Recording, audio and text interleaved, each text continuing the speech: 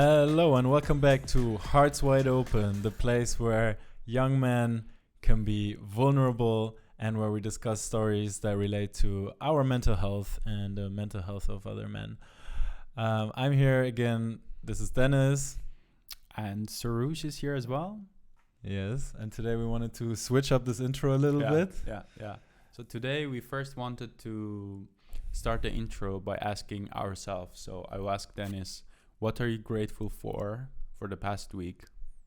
What I'm grateful for is the fact that I managed to get up every day and move and do sports every single day. Mm-hmm. And that's something super cool. And today we actually went together. We went swimming. Yeah. It was pretty cool. I managed to swim 1 kilometer in total, like while we were there. It was a pretty tough workout. Like it's been a while since I haven't swum. Yeah. Well, that's a good thing to appreciate yourself Yeah. for.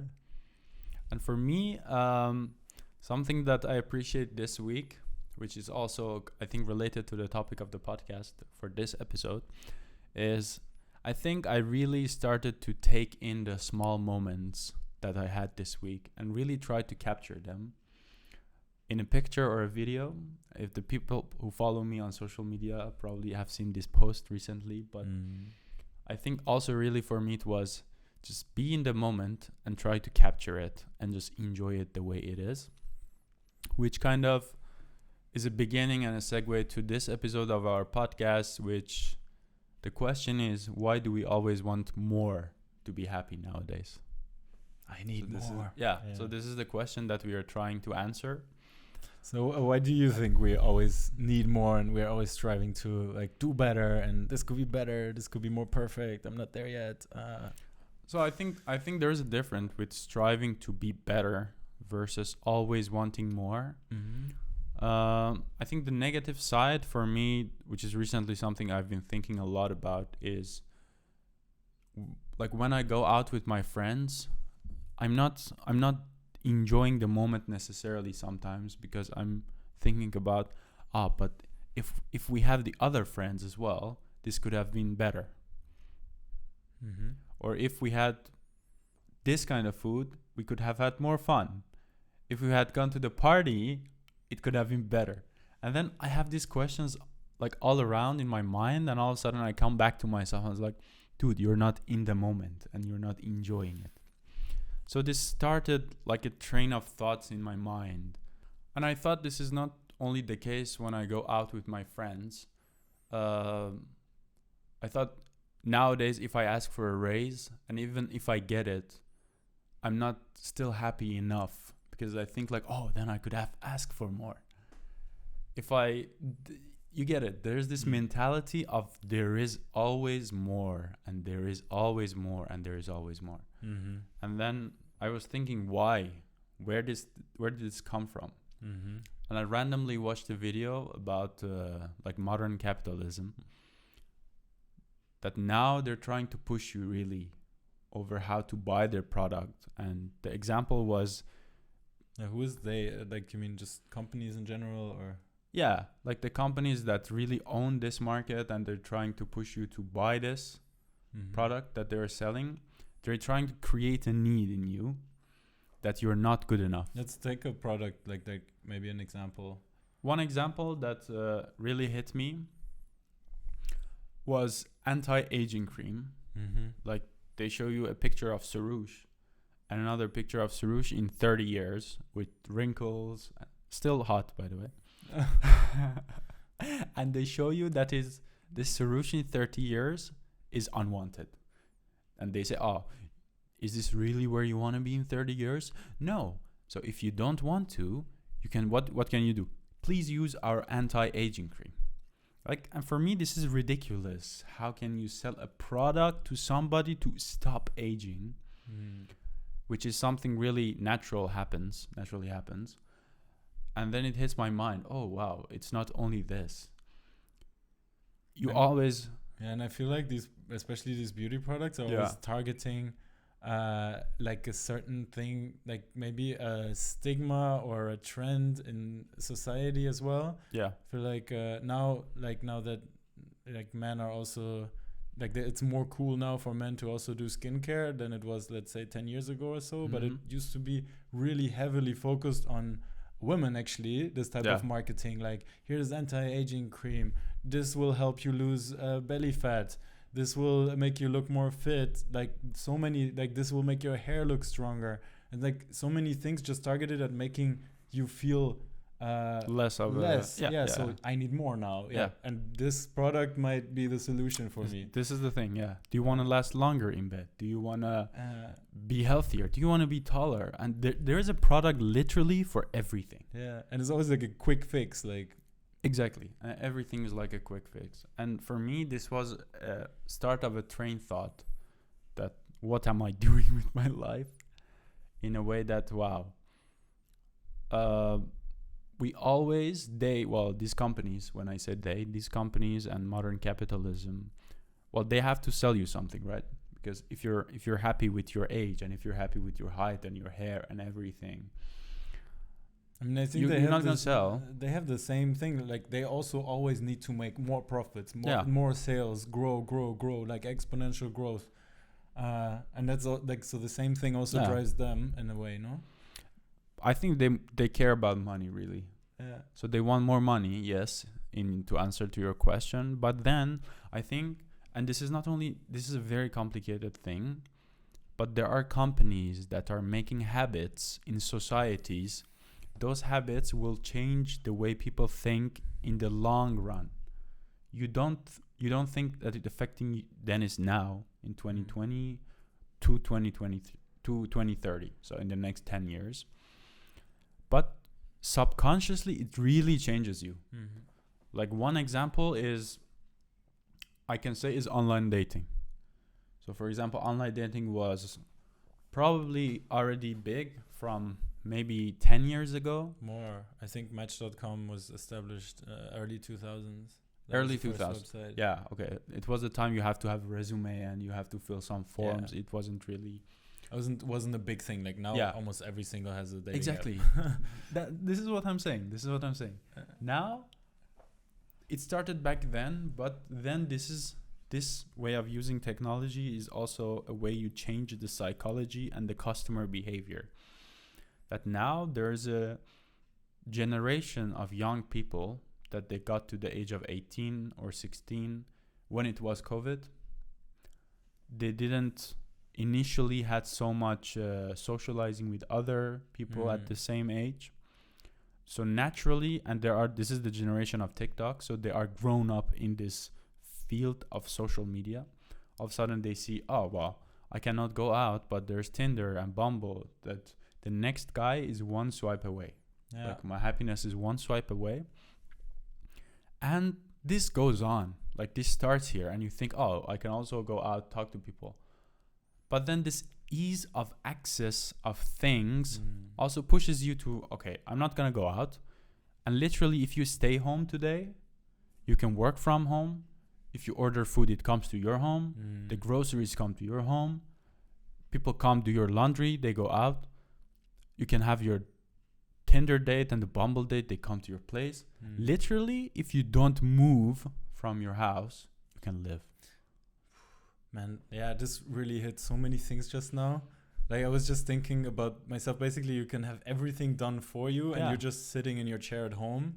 And then, but what actually happens to you is you become numb. Like, at least I feel like this when I don't go out of the house for one day. I feel like I'm such a small person. I didn't experience that. I feel like some kind of life got sucked out of me, and then just going for one little walk really helps me. And then, so if I hear you say, like, you can have groceries, everything delivered to your house, do you know how much joy it is for me to be in a garden and take fruits from a tree? Like, you know, we are just robbed of those things. Or go to the market and pick like your favorite mangoes. Like, that's a joy, actually, and that's a small bit of happiness that I have. And it's so easy to order it to my home, but then, like, all these solutions really give you the illusion that it's right there. It's right there. You don't have to get out. Like, you don't literally have to do what they're selling you is every ad. Just look at it. Picnic, House Bazaar, everything. We deliver free to your house. And this is just one example of how, if you look at the magnitude of what I'm trying to say, is you don't have to move the service. We bring it to you. Just pay it. And based on this, and then what you said, we are literally becoming a machine that in the morning I woke up, I barely move, start working from home. I order lunch comes in, I eat, I work more, meetings, finishes, start Netflix, done, go to sleep tomorrow. And then you do this repeat and repeat and repeat. And then, crazy. And then what makes you happy? If I'm asking you what makes you happy in this cycle, because question is where does, if you live in this cycle, in this loop, where does your idea of happiness comes from? If I ask you, Dennis, what do you think? I think I think probably the most happiness is the moment you click a button and you purchase something, or you just got something solved. But it's a really small feeling. It's like, it's an instant gratification, but that also fades really quick. Exactly. Like I can give you. It doesn't gonna make you happy anymore because now it's a habit. Yeah, it's just like like the swiping. Oh, next one.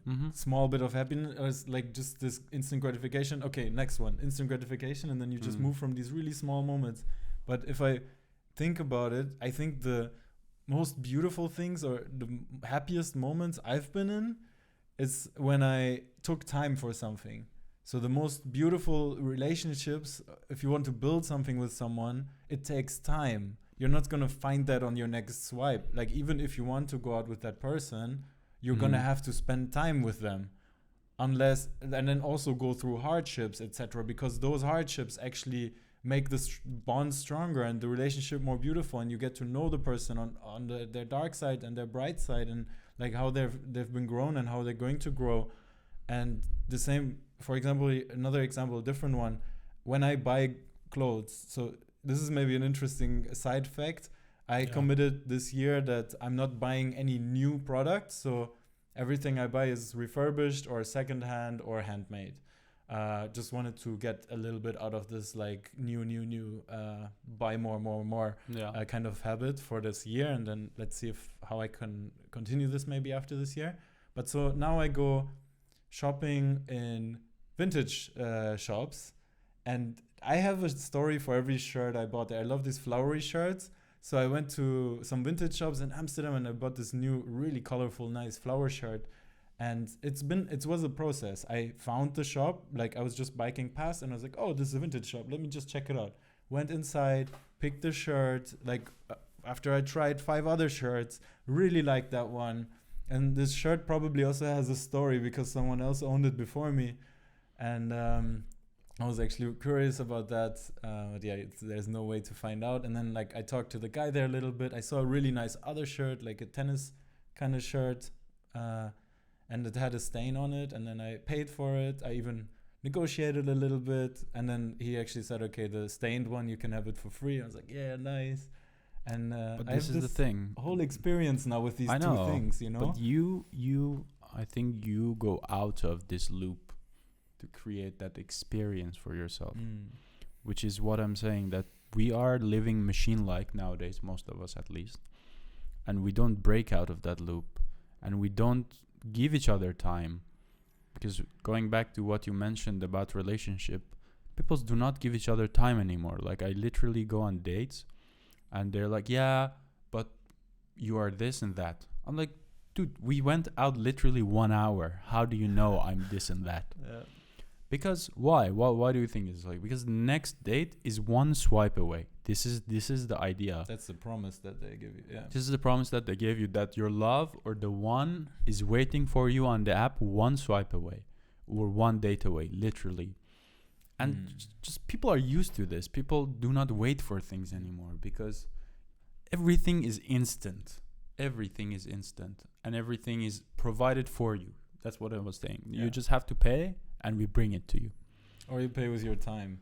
You also pay with your time. Yeah, this is also something that maybe back in the days we had more of consumption of goods.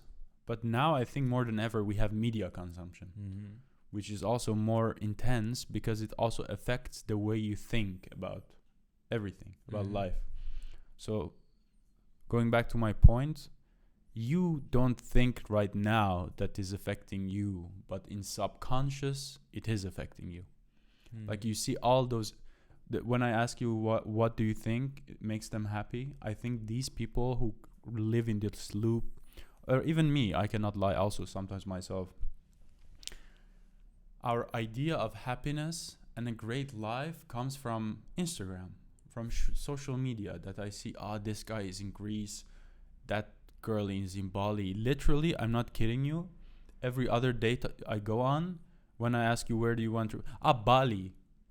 Like Bali is the dream of every person to go, which I get it. If you really want to go to Bali, and it's a beautiful place as well. It is a beautiful place, but people are the same, man. Sometimes I go on like these dates, and you ask the question, they have the same response, they have the same thing.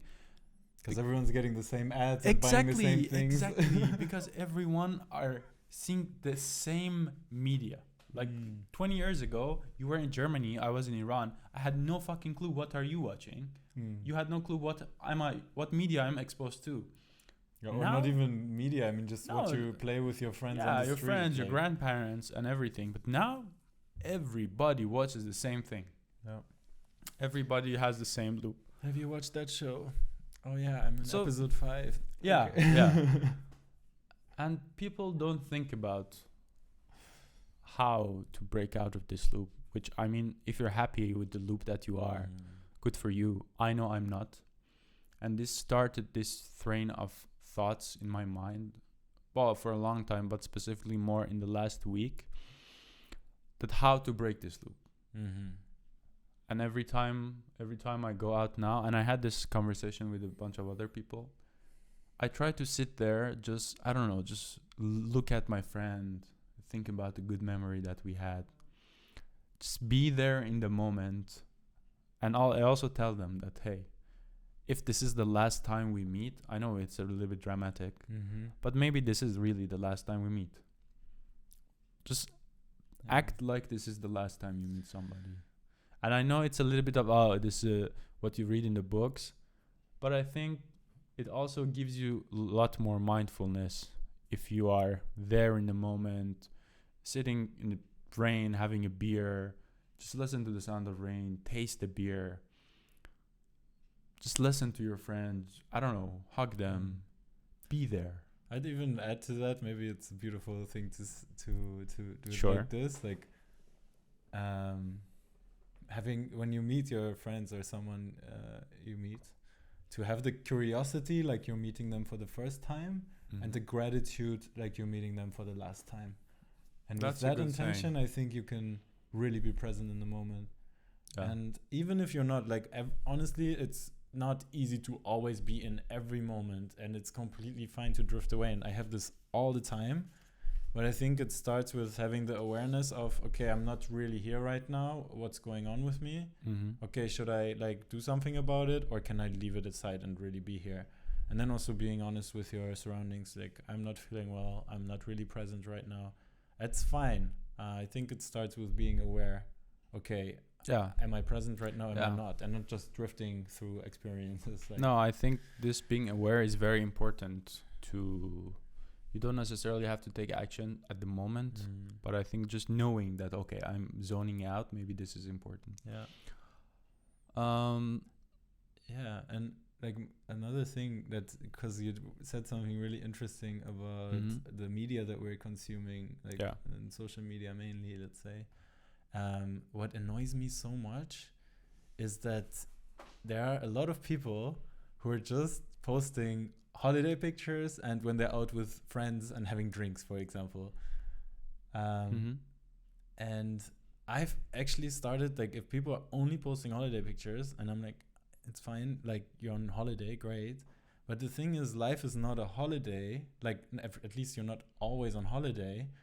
And I feel like it's not authentic. They're just showing me this one side. And even if I don't want that, if I'm only exposed to these type of images and reels and pictures, I feel less, because I feel like, okay, I'm not on holiday. Like, what am I doing? And it's impacting my psychology negatively. Yeah. And so, like, one thing I've started doing now is, like, if I realize, okay, this person is only about holidays and drinks with friends and, like, happy vibes and, like, trying to show this kind of image and not being real, I started muting people or Okay. unfollow or mute. Okay. Because sorry if that happened to you. Everyone deserves a second chance. So, yeah, I feel like it's just not good for me. Like, I But this don't get is- the right energy. Listen, okay, let's get into this. And I've myself started putting really a lot of effort into the captions when I post something. Yes, I have And I seen. feel like the caption is much more important than the picture itself, because it's with like all a respect- message from my heart. With all due respect, I don't think a lot of people read the captions, which goes back to my point that now we want things fast. Why do you think TikTok is famous now? 15-second video. Next video. 'cause Next every- video. yeah. Next video. Because nobody reads anymore. Your attention span is 15 seconds. Yeah. Not even 15 seconds. If you get somebody within the first 3 seconds, then they watch the rest of 15 seconds. There needs to be something big in the first 3 seconds. By the way, I want to at this point appreciate our audience for still being here, because you definitely have a longer attention span since you're listening to our podcast episodes. So thank you for being here. Yeah, no, definitely. Yeah, I really appreciate our audience. And for I have tuning to in. say, even with social media and also with like this podcast platforms, etc., there is value in that. Even there's some 30-second videos that are really inspiring to me, and I think there is some value. And I think if we, or at least for me, I've started like looking more at my times on these kind of channels. Yeah. And like, okay, I'm consuming some for sure. Like I think most people do. But I try not to sit there for hours, like going for the next, because then I'm really in the loop. But if you go a little bit and then you're like, all right, cool, let me now do something real, and not watch the next reel, then I you think feel more in control and of myself and my life. No, fair. It makes me feel so sad when it makes me feel small and little when I spend too much time on You that. get stuck in that same loop that I told you. That's what I'm saying. Interesting. So going back to the idea, well, the main topic was being happy, why we need more things to be happy. Yeah.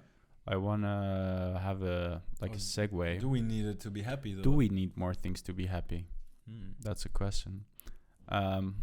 First, maybe I wanted to relate it to what you talked about social media, that these people that only post about, oh, I was on a trip, I had these drinks, oh, look at my car, blah, blah, blah. Why do you think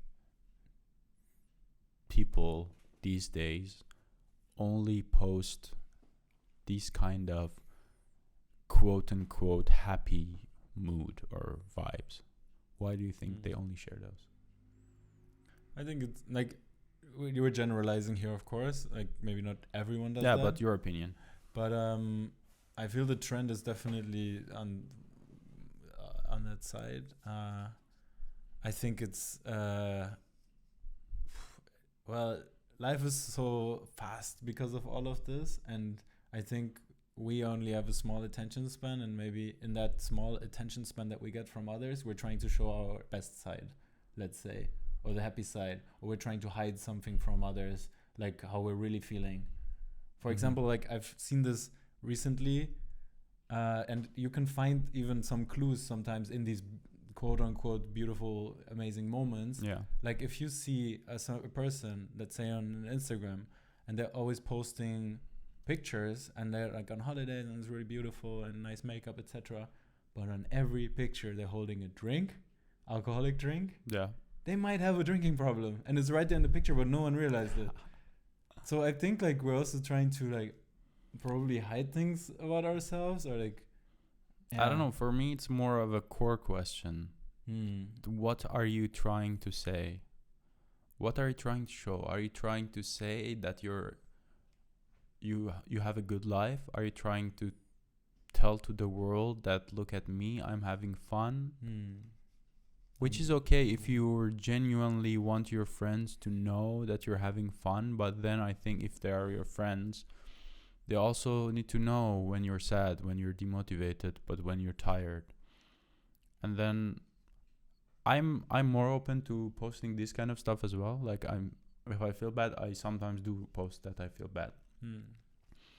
But I remember from a few years ago, that if people nag on Instagram or other social medias, it is not welcomed. Like people don't want to see those. don't want to see. Why? Because this is the idea of my life already sucks.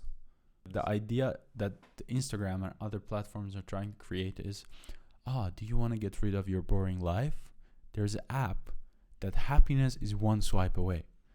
So you open the app, and then you see all these people having such a good time. Having such a great time. Somebody's in Bali, somebody's great eating pizza, everybody's fit. If you have a normal body, like not if you're not overweight, you're not also necessarily fit, I think nowadays people are ashamed to show that.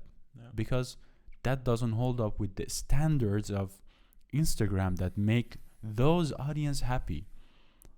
And this goes back to my question, that what do you need to be happy? And then this being exposed to all this kind of fit model, all these fancy clothes, the latest iPhone, the best MacBooks, the best laptops and furnitures,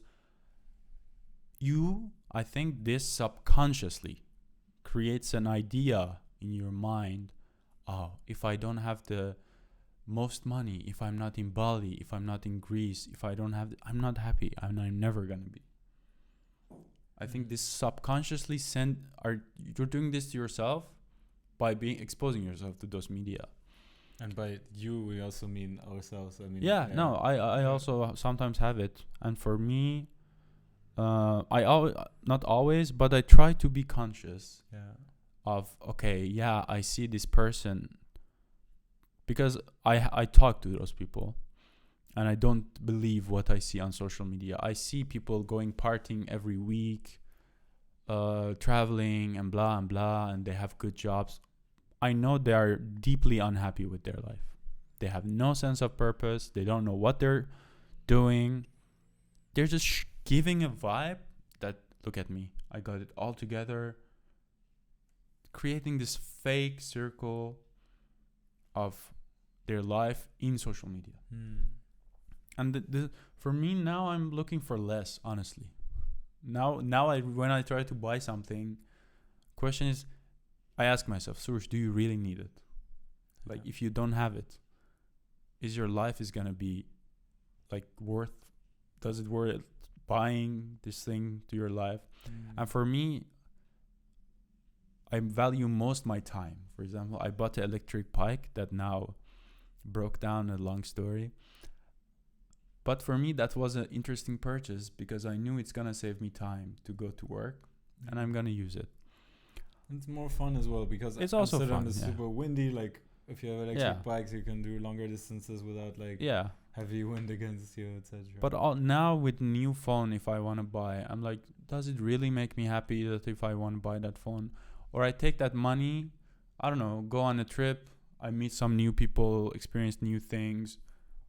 Or stuff like this. I started spending more of my money less on things, but more on experiences. Actually. Or if I need a new plant, for example, I get succulents from friends, or also steal it from an office. And this is what I appreciate, and that's why for me also buying gifts for birthdays always sucks, because I feel like whatever I buy for you, you can probably afford it to buy it yourself. So I try, which is what I did also with Dennis, I try to gift people my time, because you cannot buy my time. And this is something that I really value also for myself. If somebody tells me, hey, listen, you have this amount of hours of my life and you can do whatever you want, for me, this is the most beautiful gift you can give somebody. Your gift for my birthday was really amazing. He gifted me a Persian home-cooked meal by the one and only Suresh himself. Yes. And it was amazing to sit at your place, see you prepare the food, have conversations with you also, and then just enjoy this delicious cutlet.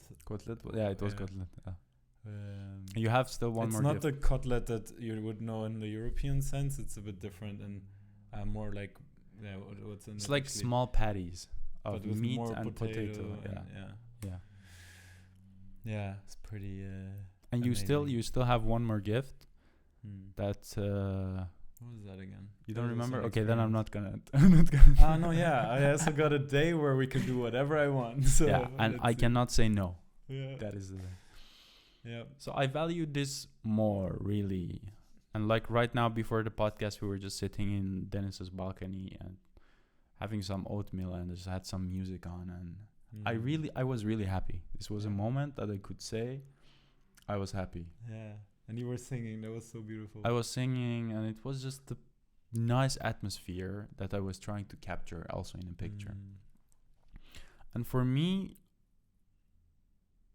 this is the way I want to go more, trying to create these experiences with people around me or even by myself. Even though small, just like having a coffee together, having like a breakfast together, just having a chat, to just value that over whatever virtual is going around you. Because I work in AI, I work in tech, and everything is becoming virtual. Like I told you, everything is one swipe away. Everything, happiness, love, food, care, everything is one swipe away. For me, it's hard to not too much be involved in that cycle, because especially it's also my work. But really, I try to also be connected with nature, with my friends, touching things. The other day, I was sitting on a bench. I touched the bench in a really thinking about it, like the wood and how rough is it and how soft was some parts, and it was wet at some points. And I was thinking literally, when was the last time I touched something like a bench or an object and I really felt it? Think about it. Really, when was the last time you touched something and you felt it? I'm touching this table right now, and it's pretty amazing to feel the wood. And Right. Like, I mean, also thinking about this used to be a tree, and it was probably standing somewhere. Or when you smell something and you're really smelling it. Or when you listen to something. Because right now, that's... Go out, put your headphones on, go to work, put your headphones on, come back, watch Netflix. You're surrounded in this virtual world. We're numb. We are numb, that's what I'm saying. Like, we're not in touch with any sense. You know, there was actually a really interesting experience. First of all, last podcast, I was talking about those nuts at the retreat. I remember, yeah. Those are so tasty. But I was literally like in nature, surrounded by like you cannot let the nuts go. I cannot let go of that. But it's amazing because it still makes me happy thinking about this. And this was over 2 weeks ago. And yesterday, yesterday I was at a friend's place. It was his birthday, and I've started paying more attention, and like at moments for the past 2 weeks since this retreat, I've really put more effort into enjoying the moment and creating happiness in that way for myself. And yesterday I was at my friend's birthday, and at some point there was cake, like how you would expect at a birthday party. It was a carrot cake, and it was made by the girlfriend of my friend. And I was like, okay, like I'm looking a bit at my calories, and like I want to eat healthy. It was quite a heavy cake, I would say. So I was like, okay, give me a small piece. So I got a small piece, and then I was like, all right, cool, I'm really gonna enjoy this piece. So I just I took a small piece and started eating. And I started creating sensitivity in my mouth. And at the same time, it was such an amazing, like it was hands down the best carrot cake I've ever had. And I was just the frosting with the dough, and wow, I love it. It was so amazing. And then this girl sitting opposite of me, she was looking at me. After a while, she was like, looking at you eating that cake, it makes me enjoy my cake even more. And it's amazing because I really looked like I was like it was orgasmic in a way, you know? I can imagine. Like I think last 2-3 weeks you had such a good tasting experiences. But this is the thing, like this is great. And these are the things I think makes you like even a little bit tiny happy. Like the coffee you smell them. I had a book that I was reading.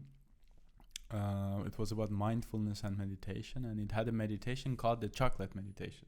Okay, what's that? So you go to the supermarket, buy a chocolate that you never buy, like something that you usually don't buy, so you're not familiar with the taste. Sit down, close your eyes, take a little piece of the chocolate, put it in your mouth and let it melt. And really try to taste the flavor. Take it slow, you know, let it melt on your mouth, think about the flavors, take life slowly, which is something I'm trying to do now, this week at least. Really take things slow, enjoy the moment, get out of that loop. Not everything needs to be fast, instant, last minute, instant noodle, Tinder, Instagram, everything. Yeah, here's maybe one thing that people can take away for the next couple of weeks until we have the next episode. Yeah. But in this next couple of weeks, let's just restrict it to food. And every time you have food, I mean, we like a lot of times we're just eating away and we're just eating fast. We want to save time. We're really hungry, but slow down before you start eating your food. Look at your food. Maybe touch the bowl, feel the warmth. Think of all the people that were involved in getting that food into that place where it is right now. Like the people who farmed the vegetables, or the people who like picked up those vegetables and processed them. The people that work at the market. The person, you or your friend or your family who cooked this food for you, and just be grateful for that. Take a moment, close your eyes, and then smell it. Smell the food, and then start slowly taking bites and really try to take in that taste and try to be really in the moment, and take your time with eating. Like, don't change anything in your life if you don't want, but just take time when you eat food. This will be my takeaway for the next 2 weeks. And see how your sensibility or sensitivity changes, and how you're like more in the moment. And then you can obviously translate that to all different moments in life. Maybe when you're on your commute to work, that you like look less at your phone but more at the people around you, and maybe you can establish a friendly eye contact or something like that. You know, just give someone a smile or compliment someone on their boots or whatever. And I think like this, we're improving our own life, but also the lives of the people around us. And I think the quality of the life really increases in this way. Yeah. So that's something that I'm gonna do it. Yes. Yeah. I mean, I'm gonna continue doing it. Okay. And from the audience, if you do this, and we encourage you really to do this, please let us know from your experience and how was it, and write us or send us a voice message of how the food tasted like, or any activity that you did. Yes, we'll also add a poll and a question again under the podcast on Spotify that you can participate in. We're always really happy to see your input. Yes. And we're probably going to make an episode about some of these outcomes as well. Yeah. And if you like this episode, feel free to leave us 5 stars. We're always very happy about those. Follow the podcast on Spotify or wherever you listen to podcasts. And if you like it and you think this could be valuable to other people as well in your environment, then feel free to share it as well with your friends and family. Yeah. And from my side, I would just say also shortly, enjoy the little moments, and see you in the next episode. Thank you. Bye-bye. Bye.